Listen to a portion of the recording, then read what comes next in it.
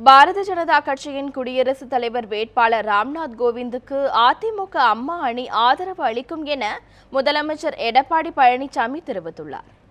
குடியரசுத் தலைவர் தேர்தல் தொடர்பான ஆலோசனைக் கூட்டம் சென்னை ராயப்பேட்டையில் உள்ள அதிமுக தலைமை அலுவலகத்தில் நேற்று நடைபெற்றது. முதலமைச்சர் எடப்பாடி பழனிசாமி தலைமையில் நடைபெற்ற இந்த ஆலோசனைக் கூட்டத்தில் அமைச்சர்கள், அதிமுகவின் தலைமை கழக நிர்வாகிகள் உள்ளிட்டோர் கலந்து கொண்டனர்.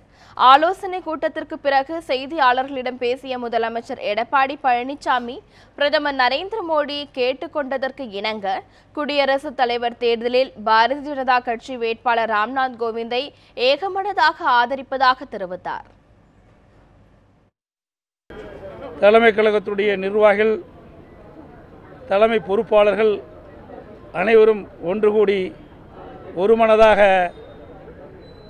மாண்பு பாரத பிரதமர் அவர்கள் வைத்த கோரிக்கை நிறைவேற்றுகின்ற விதமாக பாரதிய ஜனதா கட்சியினுடைய வேட்பாளராக அறிவிக்கப்பட்டுள்ள